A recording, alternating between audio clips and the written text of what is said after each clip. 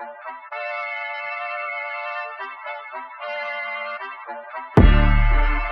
just stepped on their face with a hobnail boot and broke their nose. The way to the end zone, and Georgia is going to conquer the Crimson Tide. So how about them fucking dogs? That's what I told them.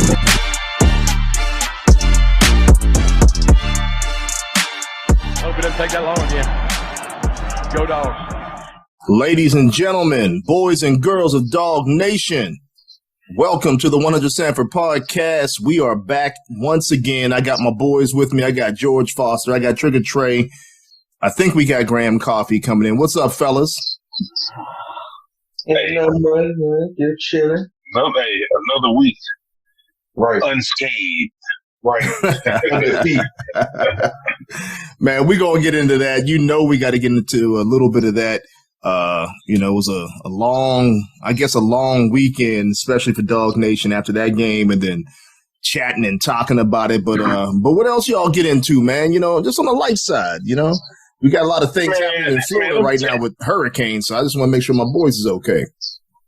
Man, I had a ball this past weekend, man. One of my cousins got married, and the reception was litty. Yeah. Hey, let me tell you, my family know how to party, man. Yeah, this reception was litty. It was fancy and also litty. You know, the best of both worlds, man. So I had a really good time with my mom, my sister, well, really my whole family. You know, mostly everybody was able to make it. But it was just a good time to be had, man. Always good to see family and friends, man. Grandma doing good. You know what I'm saying? Had grandma chair dance a little bit. You know what I mean? So, hey, it was a good time. That was after the Dawgs game. It was a night wedding, so it was a good day all around. That's what's up. That's what's up. So they didn't have like the actual wedding ceremony like right during the game, did they? No, the wedding starts at 6. Oh, okay. That's what's up. It was a black tie wedding. Old Falls had to put a tux on, you dig? Oh, that's That's what's up. You still got one on reserve, ready to go? Ready to go. Let me tell you what happened. So my boy, Charles Grant got married last summer, and I was in the wedding, and his wedding gift was our tux. We didn't rent tuxes. We got custom fitted and all that in the wedding. So the groom's gift was our tux. We got to keep those. So that was. Oh, so that's why you were off of snacks. Hey, I should have been off a few more snacks back in that tux shoot while you playing. Trey, what was you up to, man? What was you up to this weekend? Man, not much, man. Just working, staying out the way, and you know, other job working. Really. Yeah, I feel you. Yeah, man, I just kind of chilled, man. You know, I had of course, the football games going on, and then my son, he's back to playing flag football. Hey. And, he had his second game, and, man. How they do? Oh, Foss, man. Oh, man. They just. they must have beat the team. Yeah. And my son, Mad, you know, he's a little bit, he's fiery. I mean, he's a leader, but he's fiery, man. And last year they went undefeated, and this year they 0-2. They haven't scored a touchdown yet. And I think I sent y'all. Who did I send his little clip to? Trey. Yeah, I sent it to Trey. He out there working. Yeah, he was out there trying to do the best he can. But, you know, at that age, they try to get the ball to everybody. Yeah. And I was just telling him, like, look, be patient. When you get the rock, you know, you do what you can do. As soon as he touched it, boom, went for about 25, 30 yards, whatever. And then all of a sudden they call it back because saying he gave somebody a stiff arm. I'm like, he ain't give nobody no stiff arm. You got that dog in him already. Yeah, man. He like shook like 4 or 5 little cats. But yeah, he's excited about it. And so now I'm back to coaching. I got a coach now because the coach was like, look, man, I need you to, you know, kind of help out with scheming and kind of getting these boys ready. So it was a long weekend, man, because I got to revive him because he was down. He's like, Dad, you know, we stink. I'm like, yo, man. You always appreciate when your kids dislike losing.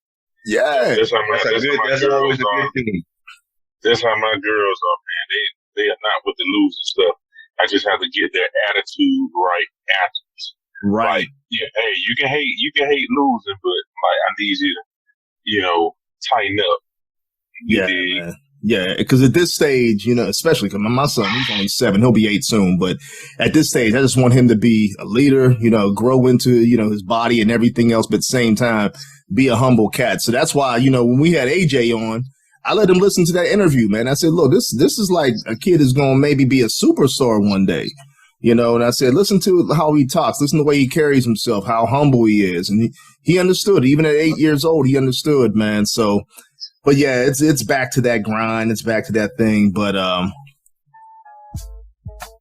before we go any further, the 100 Sanford Podcast is powered by the Roll Up Network and our sponsor, Gramco, the leader in Delta 8. If you don't know about Gramco, you should, because it's founded by college football junkies just like you and me. They got things such as gummies, they got the vapes, and various items such as roll-ups and things of that nature. Head on over to thegramco.com. That's THEGRAMCO.com. Use the promo code Sanford25. You will not be disappointed. I'm telling you right now, you will not be disappointed. At the same time, folks, anytime you listen to the 100 Sanford Podcast, I don't care if it's on Apple, Spotify, Google, YouTube, make sure you like, make sure you subscribe, and make sure you tell a friend who tells a friend. Let's continue to keep the party rolling at 100 Sanford all the way to another national championship.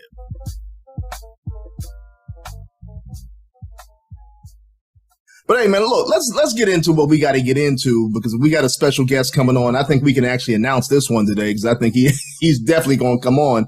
And we got Ellis Robinson IV coming on, the 5-star 24 recruit. Not fully committed yet to anybody, but I mean, there's a lot of people to think he's in the sights of Georgia.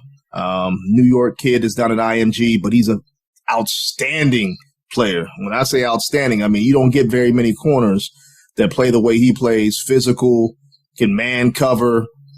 I mean, honestly, if he gets any bigger, they might have to move him back to safety and he'd still be phenomenal. Cause I mean, I've seen him in zone coverage. It's unreal, but let's get into this game real quick, man. Cause, everybody wanted to talk about it over the weekend. Kent State, we all thought that they would go in and dig them boys out, blow them out, come out healthy, unscathed. And then all of a sudden, I don't think we got tested at all. Not in one area that we get tested.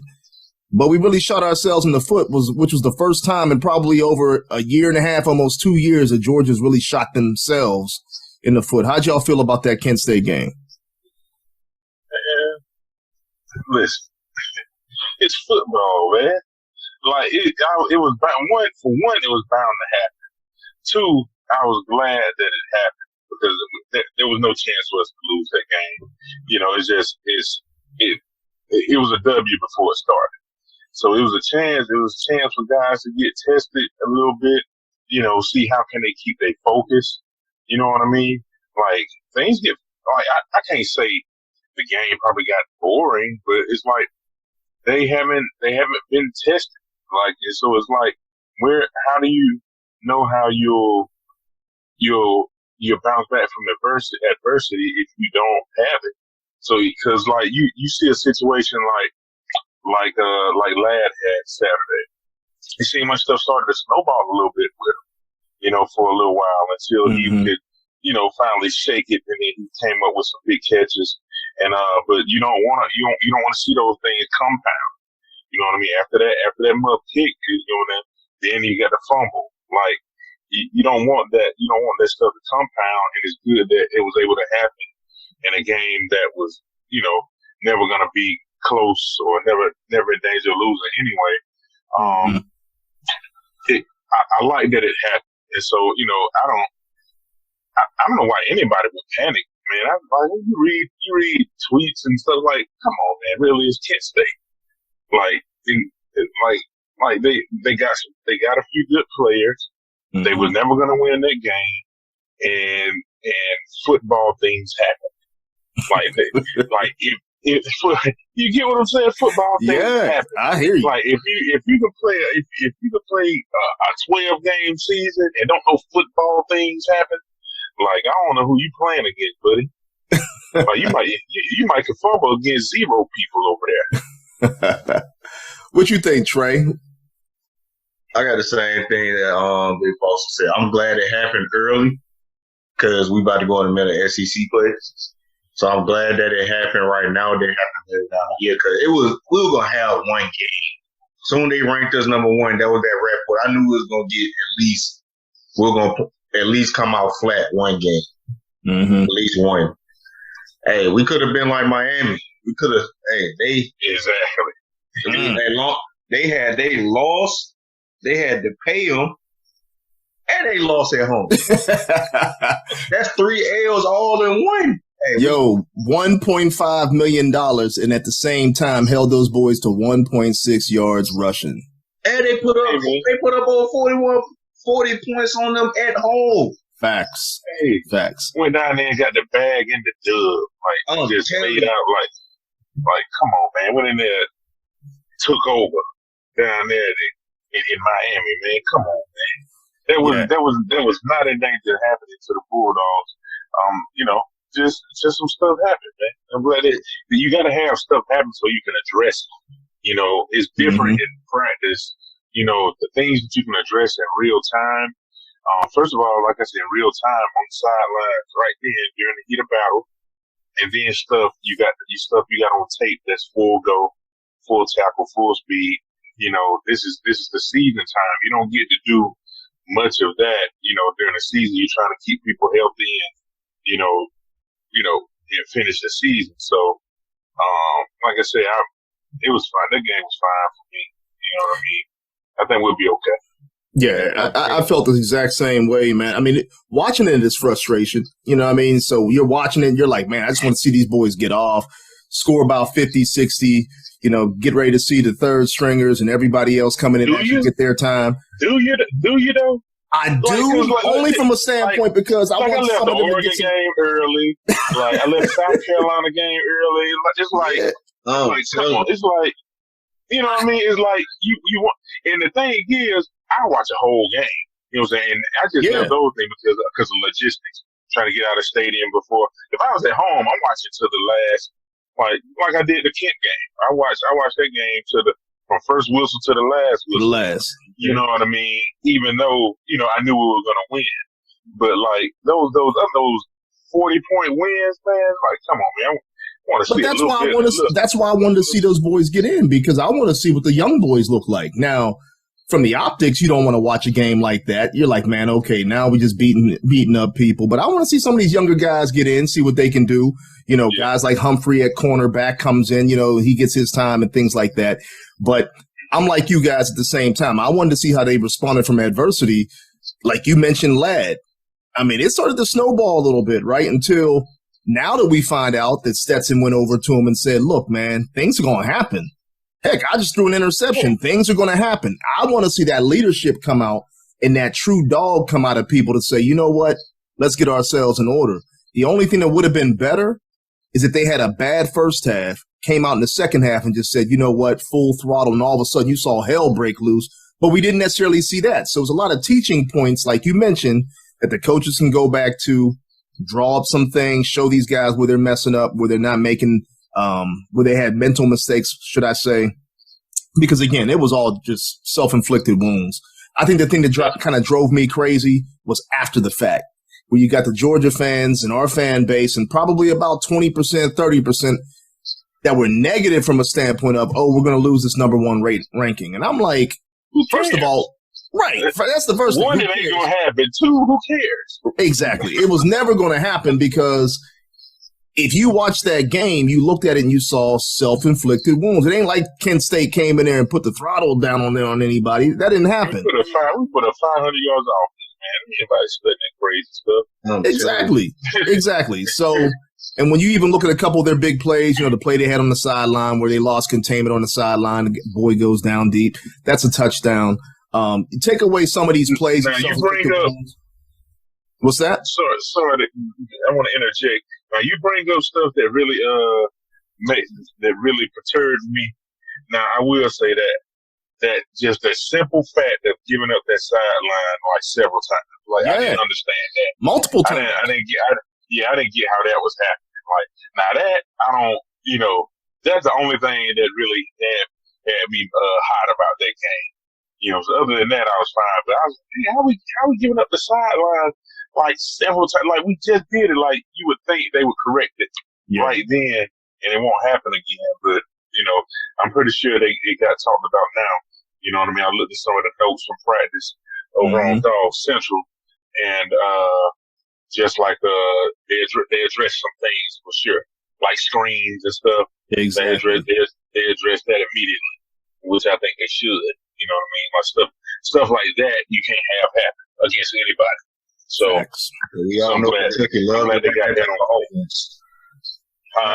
I mean, Tennessee love to run that type of offense. Exactly. Yeah, I mean, it's all a teaching tool. Right. It's all a teaching tool because you're going to run into different styles of offenses. You're going to have to prepare for those type of things. And there's nothing better than being able to go up against a Kent State. And this week you got Missouri coming up. It's really not they're not a SEC juggernaut that you can actually continue to prepare for the rest of the bulk of the season, where you got the Auburns coming up, the Tennessees that are going to, they're going to actually give you their best shot. The Floridas that are going to give you their best shot, even though they're not the teams that we think they are. Heck, anything can happen in SEC play. We know that for a fact. But you want to be prepared, and you want to use every opportunity as a teaching tool. And but I was, I just think that kind of bothered me, man. It was like, man, you went on every chat, you went into every group, whatever it was. I mean, I actually got out of chats and stopped listening to them because it was like, man, why y'all so negative? Man, we're going to lose our number one rank. And I'm like, come on, man. Like, what are you talking? To be real, I didn't even want number one anyway because it was going to be that rat poison. I'm good on having that. I'd rather be at number 3. But you know what? I think one thing about it, Kirby's like Saban. He uses that rat poison really well. And see, he'll probably go in the locker room, go into practice, be like, oh, y'all reading too much of your press clippings.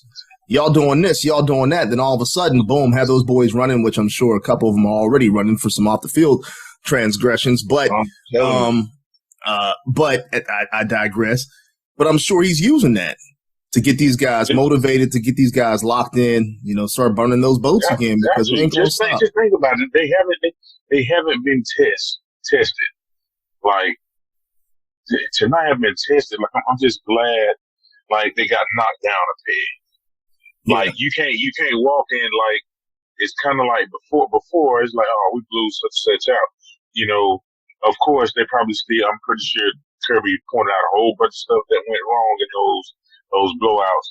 But now with a game like Kent State happening, like, you can't go into the building on Monday feeling yourself. You can't because you know for a fact, and the whole country knows that you didn't give your best shot. So you're gonna be a lot more humble and a lot more open to whatever criticism comes on Monday because coach can be like, get a tape right here, buddy. You know what I mean? You can't say nothing. You gotta put your head down and go to work. And I think they're gonna have a crisp game. I expect a good crisp game this Saturday. Like a game that's just really just everything for the most part goes right. They put an emphasis on it this week. Yeah, and I think if we don't see that, then we could say, okay, wait a minute, is there a little chink in the armor for this particular team? Because I think someone brought it up earlier. You would have seen last year's team make those corrections almost in game, in time. I'm talking next play. You know what I mean? That's how fast these guys are making the adjustment. I want to see the leadership from this week's practice going into next week's game really make those corrections and say, you know what, fellas, we can't have this. I'm trying to be great. I'm trying to dominate. Let's try to, live up to the legacy that's been put before us. The standard is the standard now.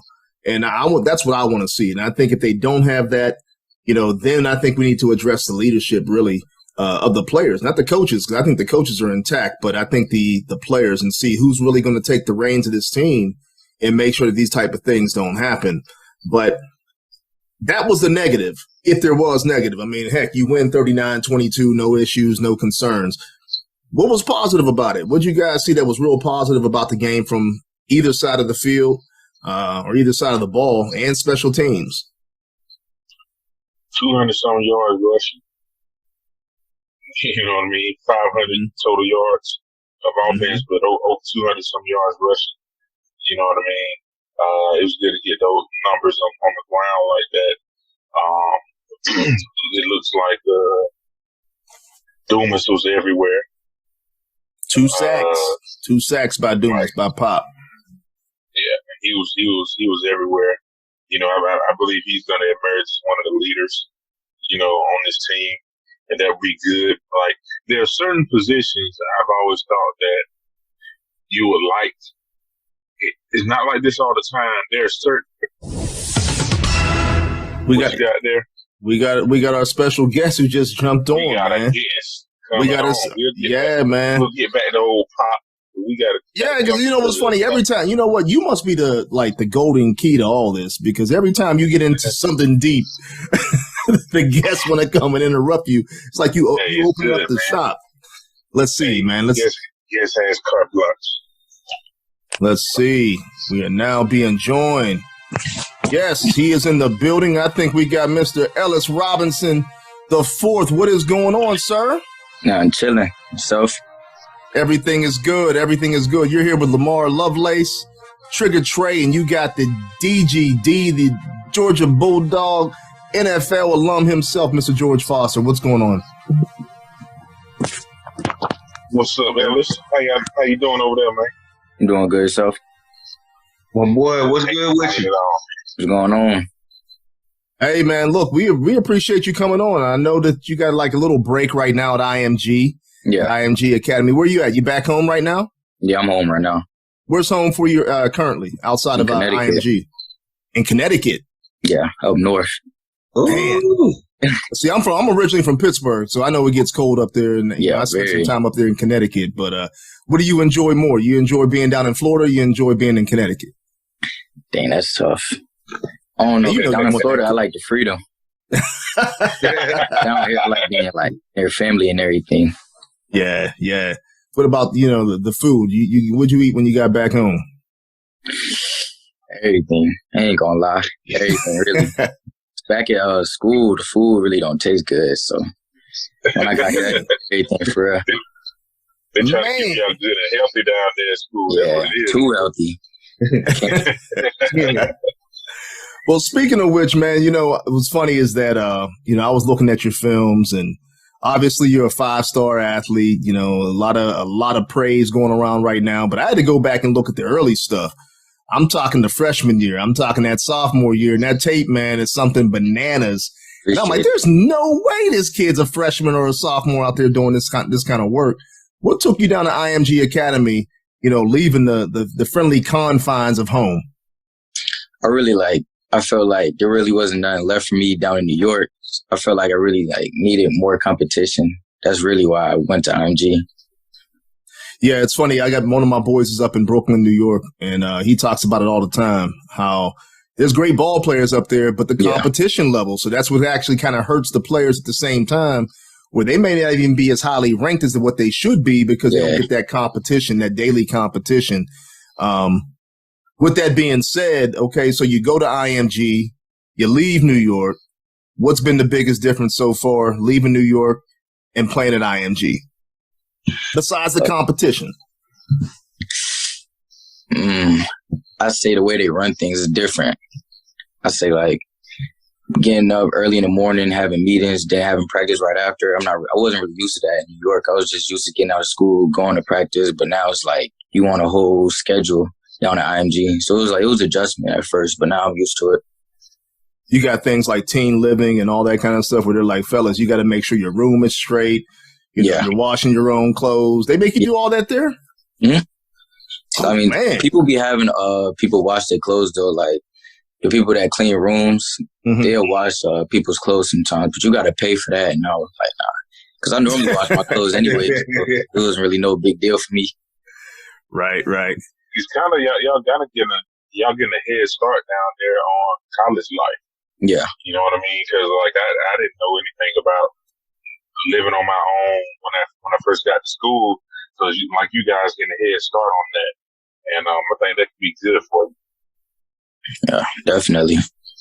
Do you feel like a culture difference as far as it pertains to football between the North and the South? I had a friend, one of my old teammates from out west in Cali, which has a state full of great players. And his statement was, man, he was like, we play football for fun. He was like, down south, man, y'all play football for life. And everybody is in on it. He's like the players, coaches, the government. He said everybody's in on it. Y'all play football for life. How you feel? What do you feel? How do you feel about the differences between up north and down south as far as it comes to football? It's definitely different, because I don't think like up here, up north, a lot of people take football serious, like down south football. It's a lot of competition down like Florida and everything. So really. Now, hold on, man. I gotta represent the North for just 1 second, fellas. But I ain't gonna let them do us dirty because I'm from Western PA. You from one of those states, though, Lamar.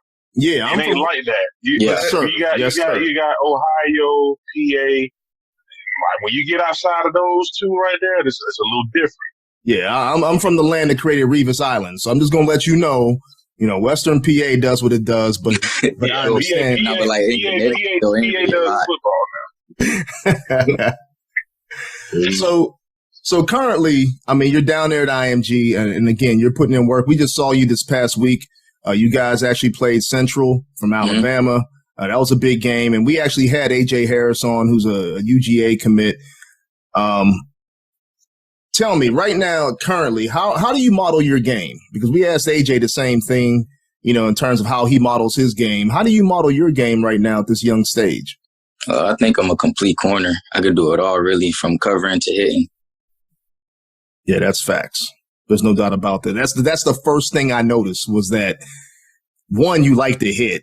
I mean, I ain't never seen a corner like to hit as much as you do, but also, your coverage ability, your zone coverage is really nice. But then I also saw you on offense. Yeah. And I think that kind of helps your ability to be able to track the ball and everything. Do you enjoy playing offense more? Or you enjoy playing defense more? No, I like defense way better. Has anybody recruited you to play both sides? Say it one more time. Has anybody recruited you to play both sides? And they're saying, hey, man, we're going to get you. Actually, yeah. Penn State did. They wanted me to play both sides for them, but nah, I just want to play DB in college. Got you. By the way, we're joined by Graham Coffey also. Graham Coffey is one of the co-hosts. He just joined the show. Graham, you got anything to ask Mr. Ellis Robinson? How's it going, Ellis? Good to see you. What's going on?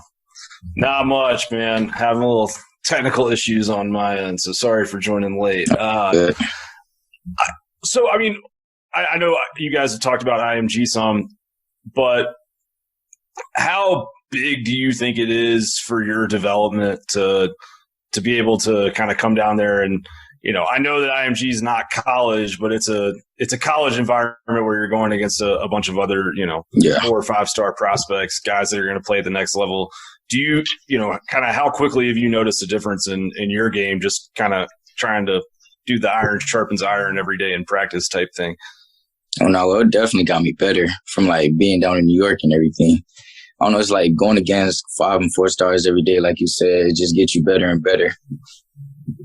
Who's the toughest guy who's the guy that, you're having those battles with in practice every day? Like, who's the toughest guy to go up against among your wide receivers over there?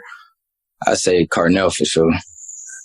That's what I thought you were going to say. Is it a speed factor or is it just a technician's factor?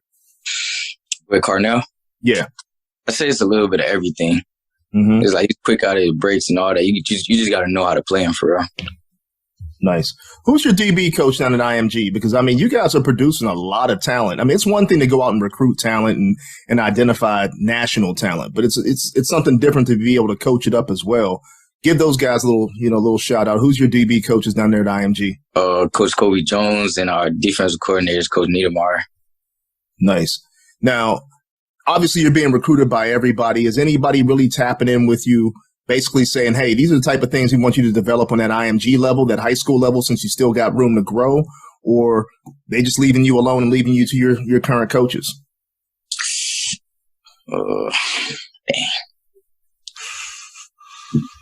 Can you repeat that one more time? Or is there anybody, any of the coaches nationally that are actually recruiting you, colleges, that are, kind of tapping in, giving you little things that they want you to work on in terms of you being a DB? Yeah. Or are they leaving that up to your DB coaches currently at IMG? I say one of the Georgia coaches, the DB coach at Georgia, Coach Brown, Coach Fran. He he tells me all the time, like, sometimes when I break, my arm goes up. He'll tell me just to just use my arms in the type of ways like running motion. And I ain't even gonna lie, I did notice that watching your film today. So I'm trying to get on, on the staff. So if you just mention my name with them, that'll... Go ahead, Trey. I know you had to ask a question. Man, me and Ellie be chopping up all the time. So I'm probably gonna ask you, what's the most important athletic thing at IMG right now in the community where you at right now, and the opportunity for you to get education at a high level at that school?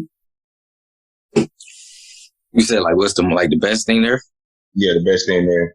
I would just say everybody, the people there, they treat us like family down there, and they make sure that everybody's close.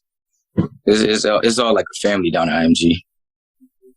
The family vibe. Look at you. So with it being like a family vibe, I know you talked a little bit about how your day is, but really, because from a national standpoint, a lot of people don't really know too much about IMG. Take us through a complete day.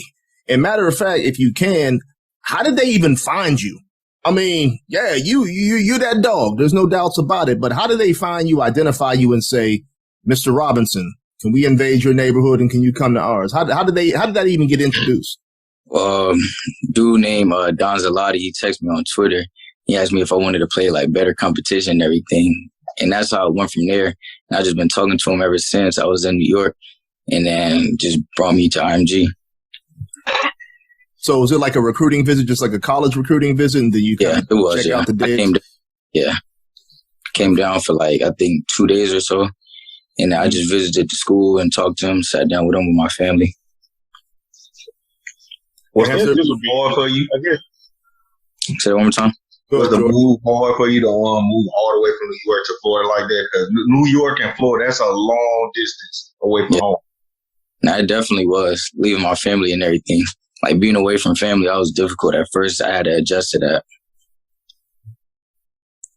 Good, Jordan. And this is probably a question for all of y'all, because maybe you guys know the answer to it. Are there other situations like IMG over the country? And did you ever hear from any of those, or know about those options, or even weigh options to do something like that? Because I'm not familiar. Yeah. I'm not gonna IMG probably was the only school that reached out to me that wanted me to go play for them, really. I say if they didn't reach out, then I probably would still be in New York right now. No, I think there's regionally, there's different schools that you can go to around certain regions. Like here, we have Doogie Miller, who's actually a UGA recruit. He's here at Life Christian Academy that's in Richmond.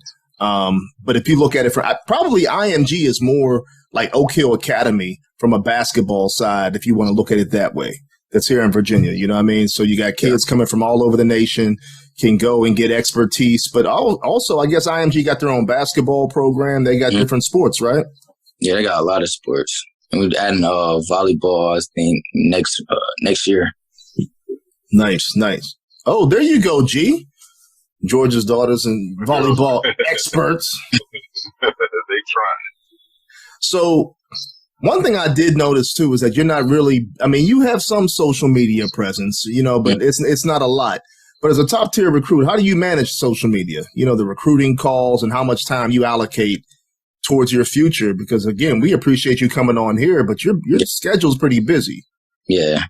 I say sometimes I don't be wanting to talk to coaches all the time, so I'll tell them I'll call them another day or so. Sometimes I just be wanting to chill, really, and just get away from all that football stuff and just be me. Okay, so what's you? Take us through you. Who is Ellis Robinson? Just somebody that just likes to be by themselves sometimes, just chill, play the game, watch YouTube, and just chill for real. Madden, we talking NBA 2K, we talking. Nah, just like I play GTA and Watch Dogs. That's probably like my main 2 games I play. Okay, all right. So I guess I'm curious. Sorry, George, I mean to cut you off. Being a 5-star, like there's a lot of high school prospects out there who, are not getting the attention maybe, and like they're excited if anybody's hitting them up. But I mean, you've been that dude for a while now, and you've got a while to go in your time before you enroll in college, and recruiting kind of never stops. Like with so many schools coming at you, how do you sort of kind of filter out the noise, I guess? Like, is there a part of you sometimes that, obviously doesn't want to be rude and appreciates that you're wanted, but you kind of say to certain schools like, hey, this probably isn't happening. Let's not waste each other's time. Or how do you kind of manage that? I say I've been like focusing on my top schools really. So like, people that were late, like came in late, trying to talk to me right now. I haven't really been giving them much attention like the schools that's in my top 10 because it's just I've been building a relationship with them for so long. It's like I don't want to start nothing new when I already been like building a relationship with people already. That makes sense. I mean, 10 is still a lot, right? Like that's 10, at least 10 coaches that's hitting you up all the time, wanting to talk every day. Like that's a lot to manage. Yeah. Yeah, and it's funny because if anybody, obviously we're not visual, but we have audio. But in his background right now, you see nothing but football posters, letters, and all of that attention that you've gotten. A lot. Yeah, it's a lot. I mean, that's unreal to be able to manage. But like Graham said, 10 coaches, 10 different people. It's like having 10 different girlfriends. Nobody can deal with that much pressure. How do you deal with the pressure of it as well? Because again, everybody wants to talk to you. Everybody wants to tug at you. Everybody's selling one thing or the other. And believe me, it is a sale that they're trying to, they're trying to put their best foot forward. How do you weigh through getting to your final 10? Okay, this is nonsense and this is really a direction I want to go in. Is it just basically the name of the school, or is it really people selling a good product to you? I'd say it definitely has to do with the coaching staff. I feel like if I can't build a good relationship with the coaching staff, then it's really like no point in me going to the school because I want to feel comfortable like being at the school. So I really like feel like that's the main thing for me. Have you taken any official visits or unofficial visits anywhere right now? Yeah, I've been up to Bama, Georgia a lot of times, about like 3 or 4 times I've been up there. I've also been to Miami, Florida, Rutgers, Penn State, a lot of schools. Okay, so I'm gonna just let you know I'm a Penn State hater. So if you don't mind, we could take that one out, and we can move it down to 9 schools officially. But heard it here first, folks. Top 9 for Ellis Robinson. No, but with that being said, you did mention like Bama and Georgia, and you mentioned Miami. A lot of great schools right now. Miami's doing a lot of good job recruiting. What is going to be your deciding factor in terms of like how you really weigh down who makes your final 5, your final 3, and eventually your final number 1 choice? I say really is my relationship with the coaches. I say that's the main thing for me. If I can have a good relationship with you, then I feel like I can be like more comfortable going to your school. Head coach? How much? Oh, go ahead. Go ahead. Gotcha. Go ahead, George. I've always wondered with kids like yourself nowadays, how much does the football aspect of things play into it for you? Like for me, I'm thinking like, man, I want to win. So that's going to parent, like, I want to win at the highest level. So that's going to cut a lot of people off the rip. You know what I mean? They're about maybe 4 or 5 teams that going to have a shot every year to win it all. Is winning it all that important for a lot of guys in your position? You can be honest because there's a lot to gain from playing college football. You got your education, you got the relationships you make, you got the ability to hone your skills and go pro. Got the ability to hone your skills and go as high as possible. To set yourself up for life. There's a number of things, a number of positives that come with being a scholarship athlete. But you still have the football part of things, and I like to win. Yeah. Nobody. You know what I mean? You can do all those things I talked about at a losing program. And if you're being honest, you can go first round. You can be number one at a losing. You probably, if you're that high a pick, you probably won't be on a super bad team. But you can be in some marginal programs and achieve all your goals except winning. Like, how big is that for you in your choice? I definitely want to win like national championships at the next level. Like, that's definitely big for me. Cause I always like won, like ever since Pop Warner, high school, like in my old school, we won a championship down there, got a ring and everything with them. So it's just always been important for me to win. So I feel like that's like one of the main things for me picking a college. Well, folks, we just heard this here, Graham. We can knock it down to about 2 or 3 schools because there's only 2 or 3 that have won. So let's see, Georgia, Alabama. All right, Ellis, we're gonna make this decision tonight. No, I'm joking. I tell you what, we love to have you though, and I can't think of a better place, to be a DB right now. With the coaches they have, Kirby Smart. The unique thing about Kirby is when he goes into those homes and coaches and recruits DBs, what he says, he's lived it. Yeah. Coach was really, I played with Coach 1 year in college. Coach done did it. He's got sacks, he's got picks, he's done it all. He's been all SEC. He don't look like it right now, but he's all SEC defender. You know what I mean? And college football for the Dogs. Yeah. So there's a wealth of knowledge between him and Fran and all the other guys that they can build some good DBs. So hope you just keep that in mind, young fellas. You know what I mean? Yeah, you know what I mean. But hey, but make the choice that's best for you. But we got a good thing going at Georgia overall, and definitely with our back end. You brought up, Coach Smart. I want to kind of go back to Coach Fran real quick because, again, anytime we talk to a DB or we talk to anybody that's being recruited by Coach Fran Brown, I mean, guys just get really, really excited. What is it about Coach Fran that is that's really exceptional, quite honestly, in terms of the relationship that he builds with you guys? I say ever since my freshman year when he was at Rutgers, I always built a great, I started a relationship with him when I went to camp. And ever since then, it just took off. Like, we won't even be talking about football half the time. We could be talking about life. And he's just a good person just to talk to. He has a good personality. That's what I like about him the most. Nice. And that's what we hear. We just hear genuine. And, a lot of times when guys are talking to him, they ain't talking about football. They're talking about, okay, what'd you have for dinner? Yeah. What you going to be rocking to school tomorrow? Stuff like that. Well, I mean, I only got one last question for you. I don't know if these guys have anything else, but I know NIL right now is pretty big as well. Mm-hmm. And a lot of guys are using that as a tool to either recruit or to go different places. I mean, that's their preference, and I'll never kind of go away from that.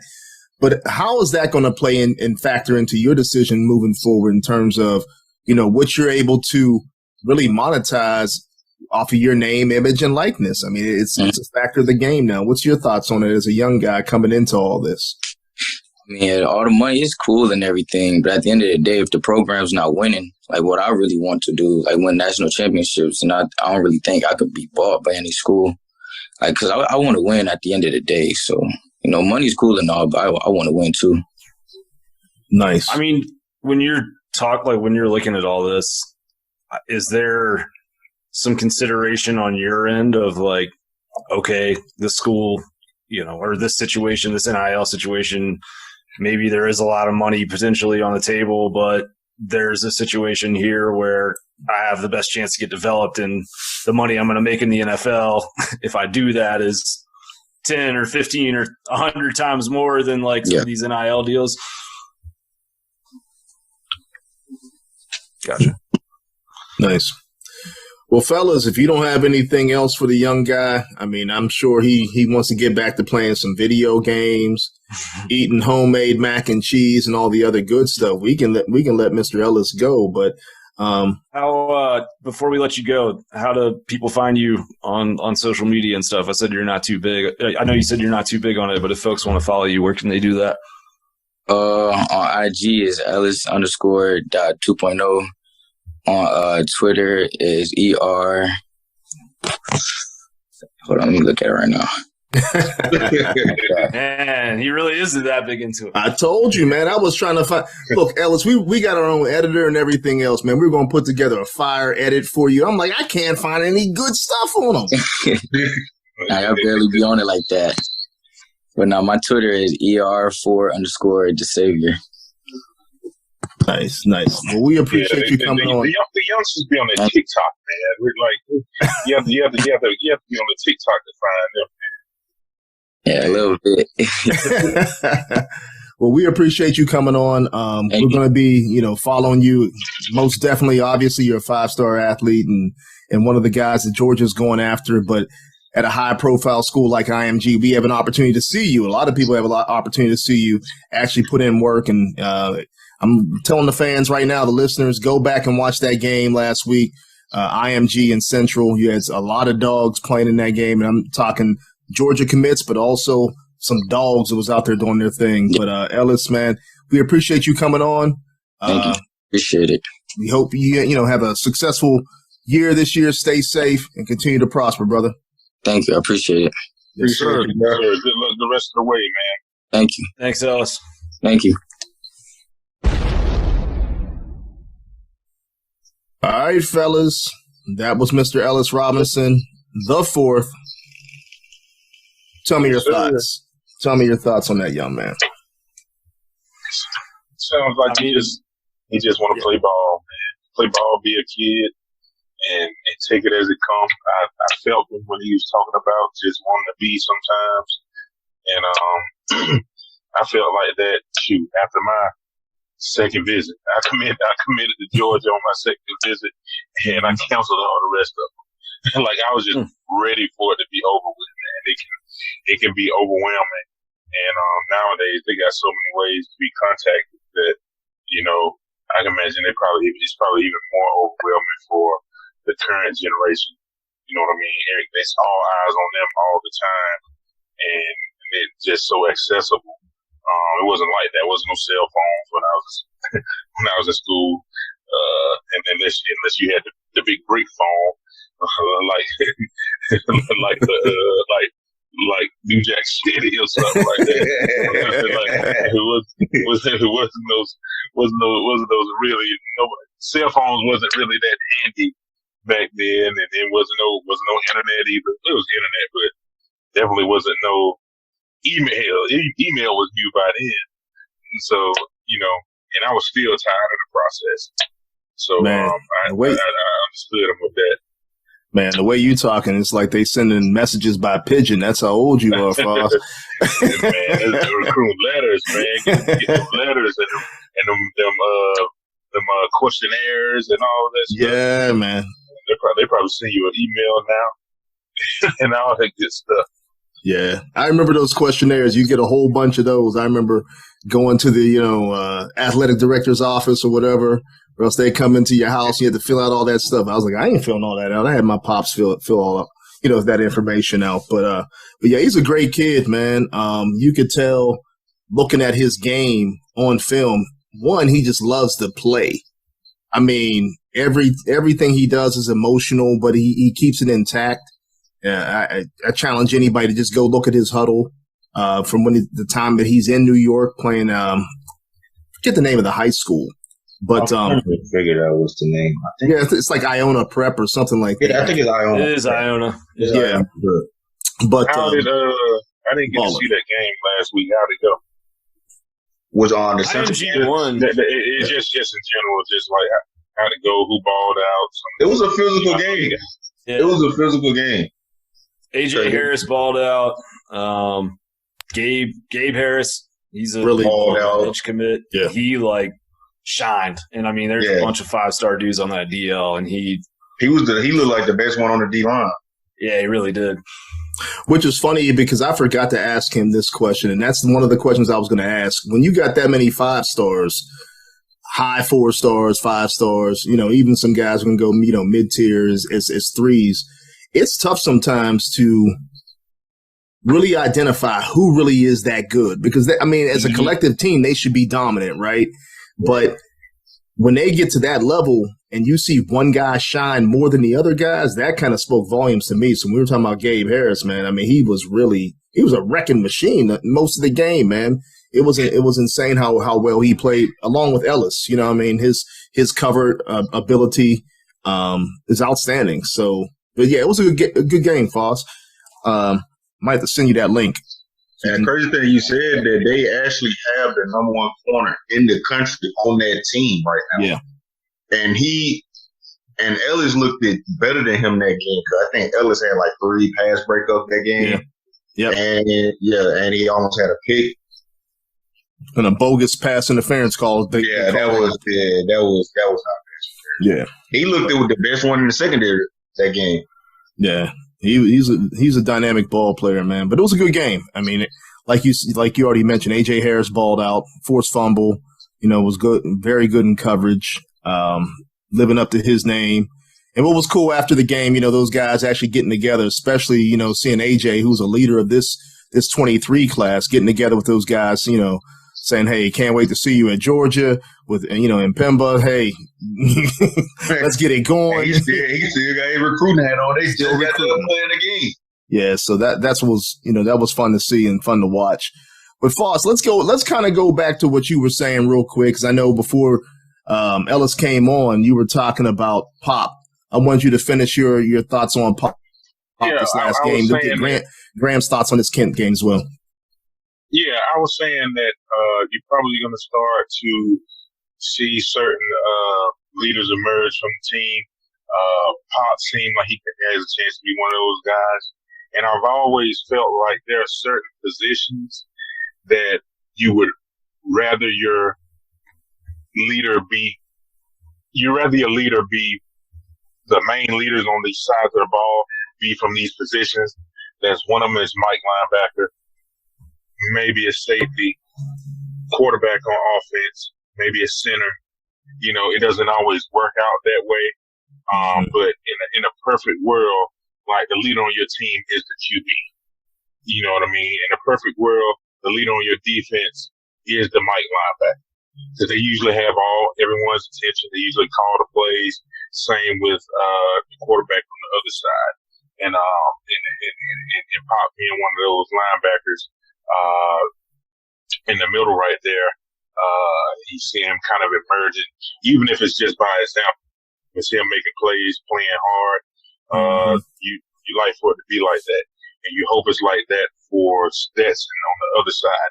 I can't quite tell yet if Stetson is that leader for the offense. He might be. You know what I mean? It's just hard to tell. But if he is, that'd be great in a perfect world because he is the senior state super duper senior at that. You know what I mean? So, yeah. My man on about year 8. He's about year 10. Bro. Never graduate. He living the dream right now. Man, tell me about it. But yeah, so that's all I had to say before we had Ellis on. You talk about the linebackers and Dumas. I feel like that linebacking core is really coming. It's getting better every week. Because remember, South Carolina, Trez had a pick. Mondin been a tackling machine, filling the gaps, coming in on run support. They getting better every week to me, and it's really what we need. They're chilling. Yeah, for sure. I mean, he is a freak, man. I mean, he looks, man. Like that dude. What's hilarious is like there's plays where he like will fill the wrong gap in run support or just kind of not quite be in exactly the right spot, which is totally to be expected for a young player, first time starter. And he's just got so much like athleticism and bend that he'll just like basically dive inside a blocker and make a play with one hand on a running back's ankle for a tackle for loss. Like he does some things that a linebacker, especially of his size, really shouldn't be able to do. Like you're not supposed to have that type of quickness. He did that several times in the Kent State game. Cause I remember he literally tackled the running back and I think the O-lineman. Mm-hmm. Yeah, I mean, the way he's built, he kind of reminds me. I know I'm older than y'all, but he kind of reminds me of Raynaud Thompson. They used to play for Tennessee, just tall, long, rangy, linebacker that you don't usually see. Their body type. Playing a stack backer, but he looking freaky out there. I think he's going to be a good one. If he has it from the neck up, he's going to be great. So, did you guys already talk about? I know you talked about the Kent State game some, but I guess to put a bow on it for either of you two, was there anything that you saw that like has you concerned moving forward? To me, it wasn't really about the defense, really mostly the interior O-line. Mm-hmm. That truly kind of worried me the most out of all of it. This really was the interior O-line. I agree with you on that, Trey. I mean, we did our film review on Monday night on Dawg Central, and we basically just did a mistakes show. Like these were the plays where. Yeah, I watched a couple of it. Y'all really hit on the interior line. That excellent job. Oh, thanks. Excellent job, by the way. That was really the only thing I went back and watched. I'm like, the interior. The defensive line don't concern me because we play a lot of young guys. And Kirby said it was a growth game. Mm-hmm. It's really the interior O-line to me. I'm with you. Yeah, I mean the guard position seems to be the weakness again for the second year in a row. And I mean, Ratledge is physically, he's a stud. He's a former 5-star. I know he's still coming back from that foot injury, but there was just a lot of plays where, I mean, there was even a couple plays where Georgia was running like behind its left tackle and he's over at right guard and can't keep his guy engaged long enough to keep him from making a play in the hole on the other side of the line. I'm interested to see kind of how that looks going forward because, I mean, Missouri's defensive line, like they got ran on by Abilene Christian, man, like an FCS. Yes. So like, Georgia needs to be able to run the ball this week, or it's going to start being interesting. And y'all probably haven't seen this. I just put it out on Dawg Central, but Kenny McIntosh is likely not playing on Saturday. Yeah, so. Just kind of adds another element to everything going on with that run game. You get to see my guy, though. That's what I was just about to say. Dejan? I just see Big 30. Big 30. I like Edwards, man. He's got those feet. He just chops those feet. I like yard getters. That's what I like. I don't care what they look like, what they like. I don't care how fast they are. I don't care how slow they are. I like yard getters, man. If you can give me 4 yards of carry, I love you. I love you forever. Everything else is there's icing on the cake, man. And Dejan, he's great at that. You know what I'm saying? And Milton can do that too. You give him some space. He's just a big guy. He's gonna get you 4. You know what I mean? He just don't, he don't have that make miss ability yet.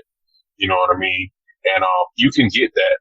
He's still a bit stiff, and that's probably natural for him. He's a muscular guy.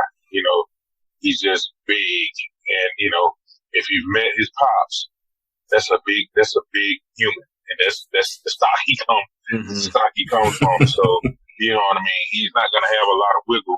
But we got some guys that can get you 4 or 5 yards a pop easily. And you put Branson in the mix, and he's just going to get better. The only thing, and that brings me to the point of the question that you just asked. I agree with you guys about interior offensive line as well. And I just want our backs to pick their feet up. All of them. You know, Dejan probably has the best feet so far, but I want all of them to pick their feet up. A lot of those big plays can be home runs easily if they just pick their feet up and, you know, get to the zone. That's part of it. Though. That's what separates the good from the great. You know what I mean? Like, you can be good, you know, and I'll take good. Good to get us. We can win a championship with you getting 4 yards a carry, turning those into 20 yards a carry. But, you know, we can really go somewhere if you want to bust one for 40. You know what I mean? That's right. And they're there. You know what I mean? It's not like it's not open. It's there for you if you pick up your feet and, you know what I mean, be determined to score, be determined to get that, you know, those extra yards, and not just settle for, you know, I got a 10-yard run right here. It's some more out there. You leave them on the field, buddy. You know, get the rest of that. You know, I just got to say something. Sorry, fellas, I got it locked off or blocked, you know, kicked off the line. But when you say that, I think that's what resonates with me, George, is when you said want to get there. To me, it seems like all the backs right now are really just they're comfortable in gaining the yards that they want to get and can get, but they're not hungry to get it all. Which is like you mentioned, get your feet up, more vision, you know, more patience, whatever it may be, whatever it may take to get to that next level of your play. That's what I'm missing. You just hit the nail on the head. Maybe they need to turn on some old tape, man. Hey, that boy Chubb, he was trying to get to the zone. He was trying to hit his damn goal post every time. In zone. Whether it was through you or running by you, he was trying to get to the zone, Jack. Swift was trying to get to the zone. You know what I mean? That boy Gurley was trying to get to the zone. Zeus was trying to run through the locker room. Like Zeus didn't care. Zeus didn't care who was there. You know what I mean? You know, so you know, I need to see that out of the backs. You know what I mean? Dejan gives you what he's got. He's not that big, but he runs strong. He has really good feet. He gets the extra yards that he can get. So I'm not as much, you know, down. You know, I'm not down on any of them because they all, you know, we rushed 200 some yards last week. Right. You know what I mean? But like just to get that extra stuff. You know what I mean? Branson is big and strong, but he gets shoestrings sometimes. You know what I mean? Mm-hmm. But you saw last year he ran through somebody. I don't know who it was, but he gave somebody the truck stick. You know what I mean? Yeah. But you know, just when they get an open field, I like a lot of those good runs to turn into home runs, and I think they have the ability to do that if they, you know, pick the feet up and just want to get to the zone. Yeah. Zeus, you know, I remember after that Clemson game last year, he had that kind of drive at the end of the game to put the game away and run the clock out. And he truck sticked a couple dudes on one of those runs in that fourth quarter. And he posted a picture of it on Instagram with the caption that said, if I wanted to play with kids, I would have had some of my own. Right. That's kind of the edge that's missing a little bit right now. I love it. He missed that. Yeah. There's not really that I mean, good is the enemy of great sometimes, right? And then Georgia's run game situationally has been efficient from a success rate standpoint. Like, you know, on 3rd and 3, they are getting 4.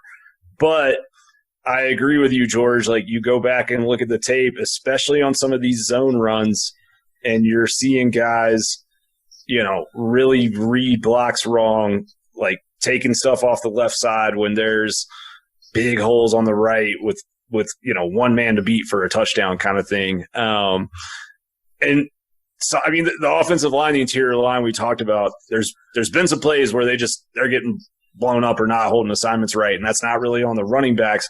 But there are some plays where they're blocking everything well, and running backs are getting into open space with one man to beat and not beating that guy. And I think that's what we saw.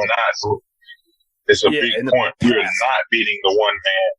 Right. We're not beating the one man. Like one guy, I don't think there's a guy that one man should tackle that we have in our backfield and our smallest guy makes the one guy miss at the highest rate.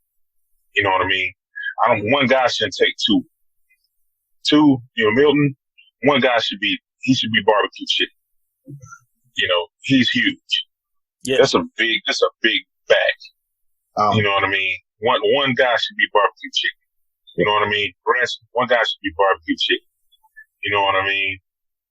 Milton, we got Milton, McIntosh. One guy shouldn't be able to tackle not any of our running backs. But it does happen at a good rate. You know what I mean? If we can change that, I'll be happy. And again, we're nitpicking at an undefeated team that's averaging 500 yards a game. For sure. But what's funny though? We won last week. We're nitpicking, but I think that we're nitpicking because we see greatness. And we see greatness in what these guys have recruited and they brought in and they developed. And one thing about it, like Graham mentioned, like these guys are missing holes. And I mean, if we can see it now, mind you, we're sitting from the couch. It's not full game speed. We're not even looking at the all 22. But at the same time, I think what's missing is that these guys don't trust themselves to be as great as they are. Let's put it that way. You're there at Georgia for a reason. Dale McGee has brought you to RBU for a reason. Trust yourself to be great. Trust what you see. Trust your ability. What you can do, you do. What you cannot do, don't try to do. And I think that if you find yourself in a one-on-one situation and you're Kendall Milton, run through that cat if you got to run through him, just like you have as a freshman and as a sophomore. And if you're Edwards, hit the juke stick. And as Kenny McIntosh, do what you do. I think that's what it just comes down to. And I think it has a chance to happen because I've seen it happen before. I remember Chief Marshall used to get tripped up all the time. Like I'm talking about, he'd be ready to bust one because nobody was gonna catch him, and he'd get tripped up all the time when he first got to Georgia. After that, man, year 2, 3, all that stuff, he was getting past that second level, and he was out of there. Like he was breaking through the line. There was no more, D lineman falling off a block, grabbing a shoestring and tripping him up. You know what I mean? After his first year, like as he got older and better, he started to break through that stuff and take some runs to the house. So I think it's a possibility that it can happen with these guys too. They just got to want it. Facts. Well, fellas, what do you think about this week's game then? I mean, I'm sorry I was knocked off and maybe you guys even started to go more into the Missouri game, but I know, Graham, you've done a lot of film work. Appreciate you doing that, first of all. If anybody is listening, make sure you go over to dawgcentral.com because Graham has been putting out nothing but great practice stuff, some great film work, some extras that you can't get anywhere else. So that, Graham, that's why we go to you as our go-to guy on this subject. What's the thought so far on Missouri? Well, first of all, I appreciate those kind words. It means a lot, man. Thank you. Hardest working man on Twitter right now. Trying to be. Yeah, I mean, I without being like too dramatic, Missouri's bad. I mean, like I went and watched. This is the type of stuff I'm doing for the people. I saw your tweet. I was on my couch last night. At 1 a.m. Auburn, Missouri, assiest offensive line play I've ever seen. Terrible. First time I ever seen assiest in my life. That's gotta go in the lexicon. You know what I mean? It was bad. It was the only word that would properly describe what I watched. But I was like, all right, well, I'll go watch Missouri played Abilene Christian the week before that. And I was like, well, maybe we can turn that tape on, watch the first half, and see what it's supposed to look like when things are clicking. That game, they were up 17-3 at the half, but 7 of those points came off of a punt return from Luther Burden, who was questionable for Saturday, probably isn't going to play. Like, the offensive line is bad, particularly in pass protection. They're a little better in the run game, but there's one weak link at left guard. But they just don't have the horses to hang with Georgia. Like, their receivers weren't able to get separation on FCS defensive backs. And, watching that Auburn game, they did, Auburn turned that game into they basically ran like something akin to an option offense. I mean, they had a 14-play drive to start the game that was all runs. So I think their defense might be decent on the back end in pass coverage. I don't know yet, honestly. Because they haven't really played anybody. Like Kansas State didn't throw the ball on them because they just ran all over them. Right. But their quarterback, Cook, I mean, he's got a live arm, but his guys aren't getting separation downfield, and he stares a lot of throws down and tries to fit things into tight windows over the middle. So I think Georgia could have like a 2 or 3 interception kind of day on Saturday, and get back to being in the plus territory in the turnover battle. And even if they're not, I think they win big. When this spread opened at 26.5, I hit it pretty hard because I thought that was an overreaction to the Georgia-Kent State score. But yeah, I don't think they're very good, and especially with Burden is the one kind of like thoroughbred on that offense, and with him dinged up, I don't really see anybody that's going to get behind Georgia on defense. Mizzou does run a lot of screens, which Kent State, that was where they had their success on offense. 120 of their 168 passing yards came off screens, but they don't block them as well as Kent State did. And I know Georgia's been working very hard on how they leverage those and try and push those back inside to the linebackers and the rest of the defenders. So I'm having a hard time finding where Missouri's going to move the ball. Yeah, you did mention earlier in this week when you were going through the practice results that they were actually working on those screens. And I think that's the thing that this team needs to really shore up, especially getting ready to go, not just into SEC play with Missouri, but going forward. Teams are going to find those weaknesses. Teams are going to use them, and teams are going to capitalize on it.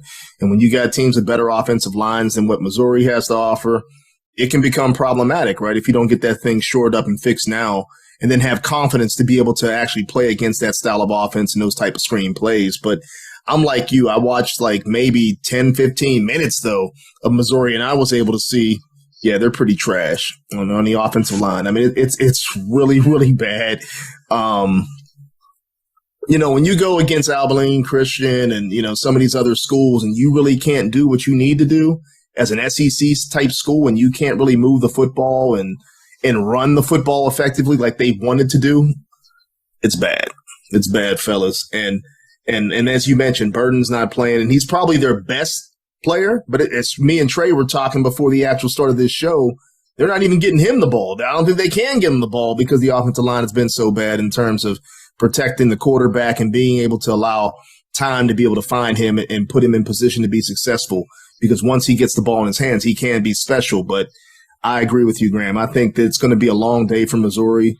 It's a night game. I hope they don't want to tailgate too long, because they'll probably be asleep by 9 o'clock while we're still, dragging them through the streets of Missouri. But it's going to be a long night for Missouri. Yeah, and I mean, on the line of scrimmage, man, their defensive line, they were getting pushed back. Like, Abilene Christian was coming out and just running the ball, 8 yards pop kind of thing. Just like, that's an FCS OL pushing you back on DL on the defensive line. Auburn and Missouri are both so bad that, like, that game kind of makes both of them look like they have better defenses than they do. Right. But Louisiana Tech put up over 300 passing yards on them. While in a game where Louisiana Tech's quarterbacks had 3 interceptions and they pulled their starter and put their second stringer in. So I think Georgia could have a big day offensively. Nice. Any thoughts from Trey and George? No, it's good, man. Whoop ass. Come back. Right. At least let them stop and get some ribs, some St. Louis ribs. Come back whole. Come back whole. Yeah. He said what I was basically going to say. Yeah, it's, they just got to go up there, handle business. And I think we talked about it earlier, actually, Graham, before you got on, which was, that game against Kent was so self-inflicted, you want them to correct those things. And you want to see the growth into this game to say, okay, these are the mistakes that we had, the self-inflicted mistakes. Let's go to Missouri, start SEC, well, not start SEC play, but get back in SEC play, dominate, and come back home healthy. That way, your psyche is ready and you're ready to go throughout the remainder of the schedule. But if they don't, I think that's where we see, me personally, I've said this, we see a little bit of chink in the armor for this season. Not Georgia as a whole, but this team. Because I think going into this season, Kirby mentioned it himself, Nolan Smith mentioned it himself, which was we want to see the leadership. We want to see what we have. Can we replicate and redo what we did in 2021? Can we do it in 2022? And just continue to be the standard that we have created. So I think if that doesn't happen this week, I don't know. We have to tinker around and find out, like George said, who's the leader on the offense, who's the leader on this defense, and who's really making things run. Just my personal opinion. Are we down on Stetson Bennett right now?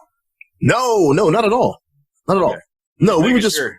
No. We were actually talking about how everyone else around the nation, the Dawg Nation, probably about 20%, 30% were, oh my gosh, the sky is falling. We're going to drop from our ranking. And I was like, are you serious? I mean, the nation recognizes, and the people who watch football understand that was all self-inflicted. If none of those things happen, we hang 55 on them and they score three, maybe 10 points in that game, but we put them in position to score 22 points. Yes. Well, and I mean, I think the other thing is, like, on defense, UGA, against South Carolina and Oregon, they weren't subbing in third stringers in the red zone on 3rd and 4. You know what I mean? Like, they treated that game as a chance to get better. And I said this on Sunday, but it's like, if your motive for Georgia this week was to be able to go and play the transitive property on Twitter with Alabama fans, and that game disappointed you. But if your motive is for Georgia to have a perfect regular season and win a national title, I think that was the best dose of medicine for them. Because there were plays on defense and offense where it was just like, this is a mental / hustle issue, and they did come out in that game and look like they just kind of expected to put up a couple touchdowns and the other team was going to quit and they'd roll along. And so I think it was good for them to have a game like that where, it's a 2-possession game going in the fourth quarter. But yeah, I mean, Stetson 27-36 with 4 drops. Yeah. Oh, no. I'm not down with Stetson at all. I mean, even the interception, that's a teaching moment for Roseme, Jack Saint, because he's supposed to make a play on that ball. He's not supposed to. That ball, I mean, I put it more on Stetson than Roseme, but you're right. Roseme should be making a play on that ball. Right, exactly. He didn't try to find the ball, really, because I guess he didn't know where it was. So, yeah, it's kind of half and half, really. Yeah, I mean, a play like that, Stetson's just supposed to let it rip. You know what I mean? Let his receiver go catch that bad boy. But I think at the same time, it's a learning situation, right? Both the receiver and the quarterback understand what they have to do moving forward. But no, I'm not down on Stetson at all. I think he's played phenomenally as a leader, as a quarterback, through 4 games. And we haven't seen a drop off. We've seen him actually elevate in terms of being able to run this offense. He got a 1,000-yard pass right now. Yeah, man. And if he actually if he played into the fourth quarter in most of these games, I mean, heck, he'd have 10 touchdown passes and all the other, stats that come along with it. So, yeah. But anything else on Missouri, fellas, before we give a couple updates and get up out of here for the night? No. Well, I'll tell you what. Let's give a prediction. Let's hear your prediction on the Missouri game, and then I'll go into some recruiting stuff, and then we'll get up out of here. Graham, what's your final score prediction of this game, and maybe any key players that kind of showcase during this game against Missouri? I think Georgia wins 40. No, let's say 41-3. And I'm gonna say Dejan Edwards, with McIntosh out, continues to get more touches in the running game, but I think we see him make a couple nice plays in the passing game. I think we get a further glimpse of why Branson Robinson was the number one running back in his recruiting class. And I think we are going to see a big play downfield to Roseme. Nice. Good predictions. Trey, what you got? Minimum. Ooh, 2 interceptions. Starks and I'm going to go off the cuff here. I'm going to say Chris Smith at star plays slot corner and gets a pick. Nice. Trey, what you got? I got 45-3. I say Kendall Milton has the first 100-yard game at running back for us this season. And I really want to say Darnell gets his actual first touchdown of the season. Okay. I like that. And I think Ringo gets his first pick of the year. Okay. What you got, G? I think we win 107 to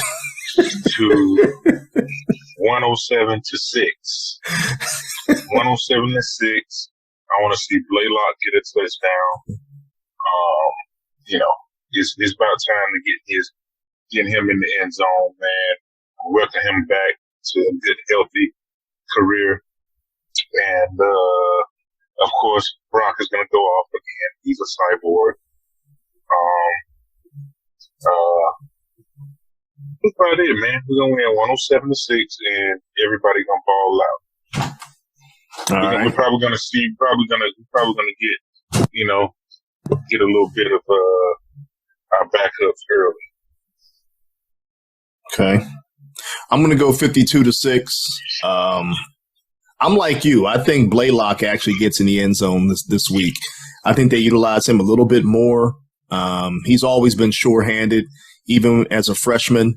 And I think they kind of get him into the mix of things because I think that they learn that they can trust that kid more and more. I'm like you, Graham. I think Chris Smith, Starks both get interceptions this week. At the same time, I'm going Ringo as well. I'm going 3 interceptions because I think that they have not really gotten him involved like they want to, but nobody's really going to his side, which is pretty interesting. They're challenging Lassiter and they're challenging the deep corners, and then they might as well forget that because Starks has got that on lock. You might as well forget that. That's nonsense for you to even try. So I'm going 52 to 6. I think, we kind of get things back in order in terms of really playing effectively. And I'm like you, Trey. I think Kendall has a 100-yard game, not because Edwards doesn't have a good game. I just think that they're just going to try to pound the ball. And I think maybe a couple big runs happen this game, as George was saying, getting their feet up and things kind of happen. But I like the way the rotation of the running backs were going. I think at any given point, they can use any of these guys to kind of accomplish what they need to accomplish and want to accomplish. So, but looking for big things from the Dogs this week. But before we get out of here, fellas, we had some recruiting news this week. Matter of fact, yesterday, Tyler Williams, the 4-star wide receiver from Florida, committed to the Dogs. Any quick thoughts on him as he's added to the rotation of Raymond Cottrell and also Yazid Haynes? Any quick thoughts on Mr. Williams? Raw. Yeah, he's different. Raw potential. Yeah, Raw. I mean, he's raw, like Trey says, but I mean, he's 6'3", 6'4", very fast. Like he's 200 pounds and running like that. 200 pounds. I mean, and like I have rarely seen a dude his height that has the lateral quickness he does. Like it's not straight line speed. Like he can chop those feet and change directions quick. I think he could end up being like what he reminds me of is like a little bit stouter Fred Gibson. He has the basketball. I like that. Background. I like that. A lot of people don't know who Fred Gibson is either. Freddie Well, they Gibson, should. the truth. when I think of big guys, Fred was kind of slim. When I think of big guys that have little guy movement abilities, I think one of my former teammates, Brandon Marshall. Brandon used to get that ball, and like I say, he moved like a little guy. You know what I mean? Lateral quickness, not quite too strong, and hopefully we can get that in Tyler. I think we might. I think he's like a different type of dude than George has had in a long time. Like you get those big guys that you can throw a little hitch out to and let them do their thing. It's dangerous. Yeah. I go like this. There's two guys he reminds me of. Chris Conley, one of them. Okay. And Scotty, I think it's Scotty Wesley. I think it's Scotty Wesley. Both of them guys were big and could run. Chris Conley definitely could run. Yes. I like the Brandon Marshall comparison. I think that's it's applicable just because of the size. And like you said, what's funny that you said his lateral quickness, Graham? I didn't even really think of it that way until you really go back and you kind of think about the games he's been in, because a lot of times he's just breaking free from people and he just looks big and he looks long and he looks like he's obviously physical, but he runs nice routes. His lateral quickness is really explosive. It's going to be interesting. It's going to be interesting to see, for one, how quick he can make the transition to the college life, because he's that type of guy at that size that can actually break the starting lineup relatively quick, because they don't have that big receiver, that dog that goes and gets the ball, outside of Pickens, who when he was here, but he was hurt. So it's going to be interesting to see the transition that he makes. But I kind of like the makeup of the receivers that we got so far with Cottrell and Yazeed Haynes, raw speed. And a lot of these guys are raw. So it's going to be interesting to see what B-Mac does with them also once they hit Athens and start making that developmental change. But that's it for recruiting. Obviously, we had Ellis Robinson IV on. He's a primary target for 2024. And really quick, Mpemba's going to be up in Missouri this week. Another UGA target. He's back home from IMG, but he is actually, from what we hear, attending the game up there in Missouri. So, go up there and dominate and actually show him exactly what we do and what we bring as Dogs around the nation. So, any thoughts before we get out of here, fellas? No Dogs. That's it. What else?